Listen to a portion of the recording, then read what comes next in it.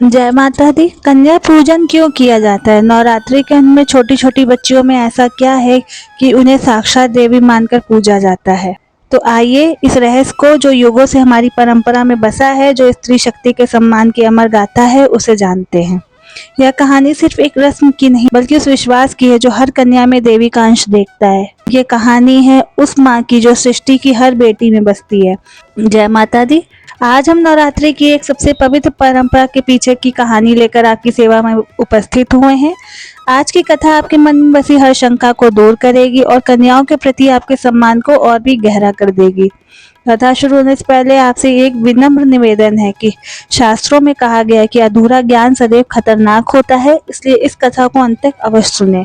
और अगर आप भी हर बेटी में देवी का रूप देखते हैं तो इस वीडियो को जरूर लाइक करें, हमारे चैनल को सब्सक्राइब करें और कमेंट्स में दिल से जय माता दी अवश्य लिखें। तो आइए बिना किसी विलंब के आरंभ करते हैं आज की दिव्य कथा। बहुत समय पहले जब धरती पर धर्म और भक्ति की धारा बहती थी, रत्नागर सागर के घर एक दिव्य कन्या ने जन्म लिया।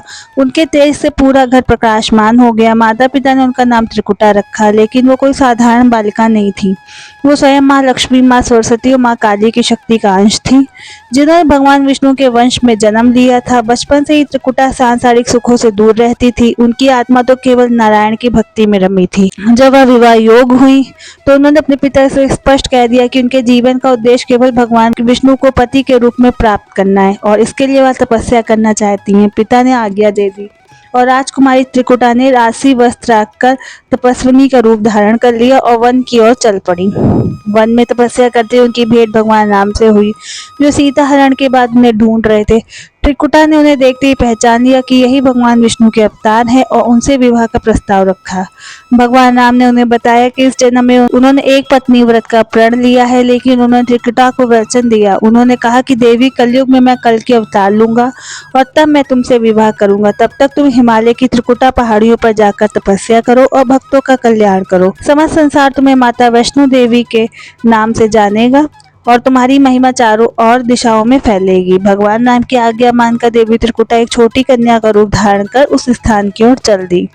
उनकी रक्षा के लिए प्रभु राम ने अपने परम भक्त हनुमान को भी उनके साथ भेज दिया। देवी एक कन्या के रूप में अपनी यात्रा कर रही थी।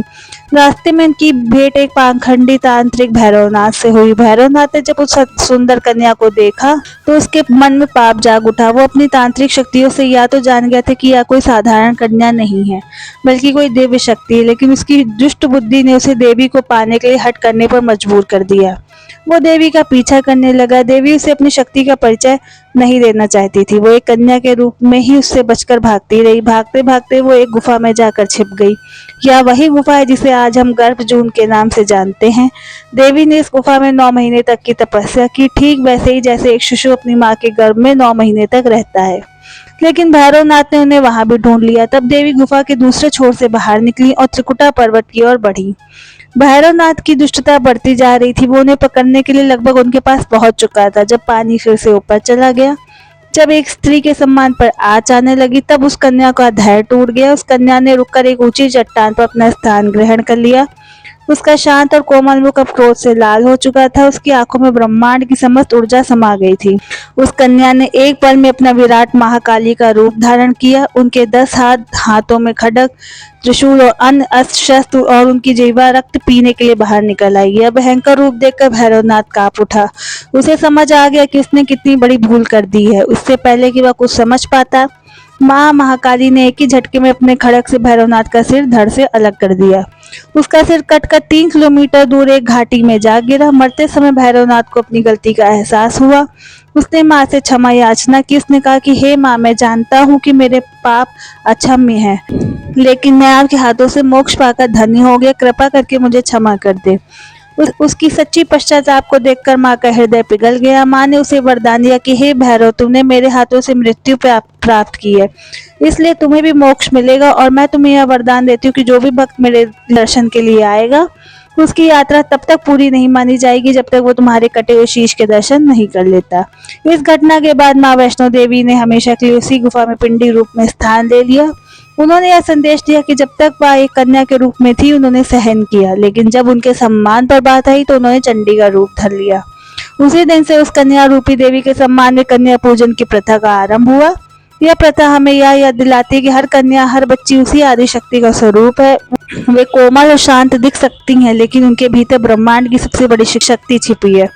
अष्टमी और नवमी के दिन हम उन्हीं 9 वर्ष तक की कन्याओं को घर बुलाकर पूजते हैं, क्योंकि माना जाता है कि इसी आयु तक कन्याएं पवित्र और साक्षात देवी का रूप होती हैं।